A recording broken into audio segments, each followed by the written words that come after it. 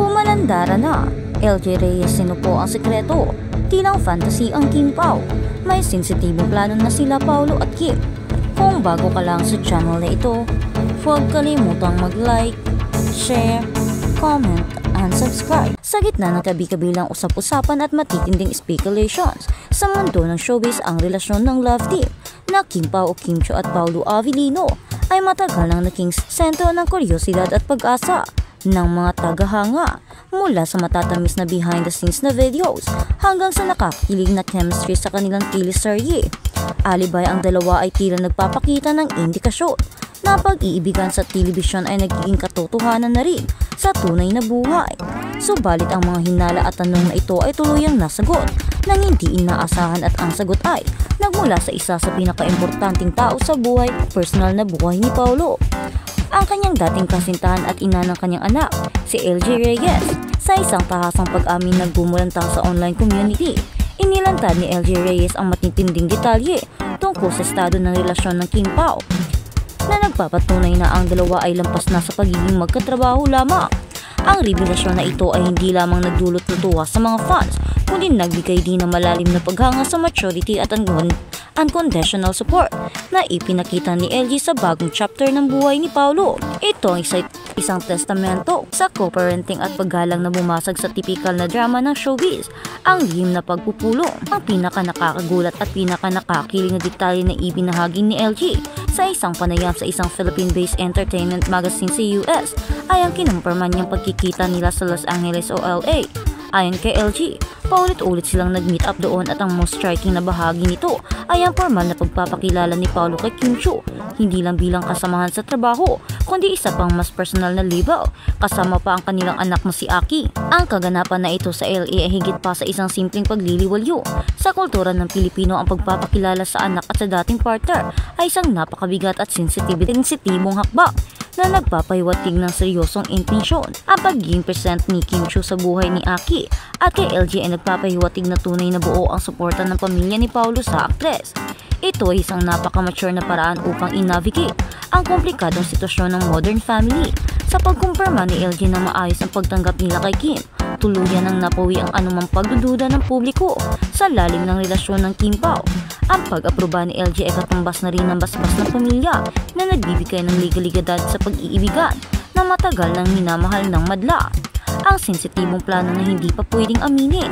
Ang pagkumpirma ng meet-up sa sinundan ng mas nakaka-excite na balita mula mismo kay LJ Reyes. Sa panayam na ito, inihayag niya na mayroon ng maraming plano ang dalawa, Kim at Paolo. Ngunit kaagad niyang nilinaw na hindi na muna niya ito aaminin pa. Ang misteryosong pahayag na ito ay lalong nagpainit sa espekulasyon at nagbigay ng malaking emotional na hook sa kwento. Ano nga ba ang plano na ito? Dahil sa binanggit ni LG na hindi pa pwede at masyadong personal, ang publiko ay agaw atensyon sa ideya ng commitment. Posible bang kasal na ang pinag-uusapan o kaya naman ay seryosong pagsasama sa ibang bansa? Ang pagiging tikom ni LG sa detalye ay nagpapatunay na tunay na malaki at seryoso ang kinakaharap at pinaghahandaan ng Kim Pao. Ito ay hindi lamang simpleng pag-develop ng isang relasyon, kundi isang proyekto ng pagbuo ng isang kinabukasan. Sa journalist na napanaw ang isang secret na hindi pwedeng ibunyag, ay nagpapahiwatig ng isang malaking balita na maghiging bomba sa oras na ilabas na ito. Ang papel ni LJ Reyes, isang pagpapala at pag-asa. Ang karaniwan na senaryo sa showbiz ay madalas na mayroong tensyon sa pagitan ng ex at ng kasalukuyan. Subalit binasag ni LJ Reyes ang stereotype na iyon. Ang kanyang pagiging masaya sa mga nangyayari sa pagitan ni Paolo at Kim at Aki ay isang dakilang gabay at inspirasyon sa lahat. Ang kanyang pagpili na suportahan ang relasyon na ito ay nagpapakita ng isang level ng maturity at unselfishness na bubuong muli sa pananaw ng publiko sa co-parenting at pag-ibig. Para kay LJ, ang prioridad ay kaligayahan ng kanyang anak at ang kapayapaan ng kanyang dating partner. Ang pagtanggap niya kay Kim ay nagpapakita na handa siyang makita si Aki na magkaroon ng isa pang importanteng figure sa buhay nito na magmamahal at mag-aalaga sa kanya. Ang pag-aalala at suporta ni LG ay nagpapalakas sa ideya na si Kim ay isang mabuting tao at karapat-dapat sa pagmamahal ni Paolo. Ito ay nagbibigay ng emosyonal na timbangan sa kwento na higit na kakaantig kaysa simpleng romansa, ang teleserye at ang katotohanan. Habang abala sina Kim at Paolo sa pag-shoot ng teleserye nilang The Alibay, Ang trabaho ay dapat na sana'y nagpapakita lang ng affection ay ngayon ay nagsilbi na lang entablado para sa tunay na pag-ibig. Ang matitinding scenes at chemistry na ipinapakita nila sa television ay nagiging malinaw na refleksyon na kung ano ang totoo sa kanilang buhay. Ang tanong ng mga fans, kung handa na ba sila sa mas matitinding role sa future projects ay ngayon ay nagkakaroon ng mas malalim na kahulugan, hindi lang sa pelikula kundi sa buhay mismo. Ang teleserye ay nag-ugat sa romansa ngunit ang totoong kwento ay nagsimula sa labas ng kamera. Ang pagiging vocal ni LJ Reyes sa kanyang suporta ay nagpapahintulot sa Kim Pao na makahinga muli sa presyon ng media at ng publiko. Sa halip na magtago at maglihim, sila ay may isang malaking boses na nagsasabing wala silang itinatago at sila ay seryoso. Ang ganitong klase ng transparency at pagmamahalan ay bihira sa showbiz, kaya naman ito ay nararapat na tularan at ipagdiwang. Ang kwento ng Kim Pao ay hindi na lamang isang kwento ng dalawang artista na nagkakamutihan. Ito ay isang epek o salaysay ng maturity, pagtanggap at napag-ibig na umaabot sa pinakapuso ng pamilya. Ang pag-amin ni LJ Reyes ay nagbukas ng isang bagong kabanata na punong-puno ng pag-asa at kakaibang sweetness. Habang naghihintay ang lahat sa opisyal na pag-amin ni Kim at Paulo sa kanilang matitinding plano, malinaw na sa mata ng mga taong malalapit sa kanila, sila ay isang ganap na magkansita na tunay na nagmamahalan at naghahanda para sa isang mas malaki at mas matibay na kinabukasan.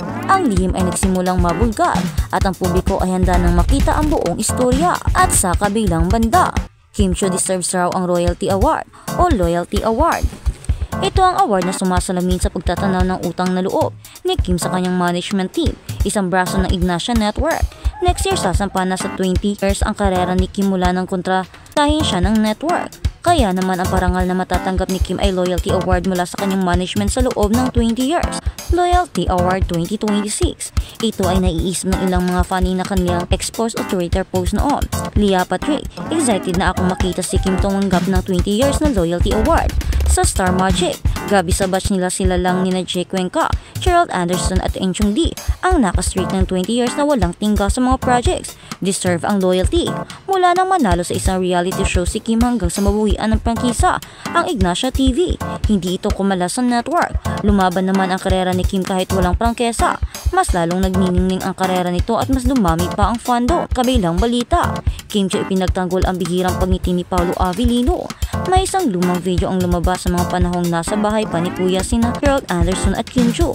Tinanong sila kung ano ang theme song nila, medyo matagal ng isip ang aktres at sinabi pa niyang marami na raw kasi siyang gustong kanta. Sa uli ay sinagot niya ang awiting No Ordinary Love. Fast forward sa interview ni Kim, kasama si Paolo Avellino ay tinanong siya kung ano ang favorite sing niya, ay parehong kanta pa rin ang sinabi niya.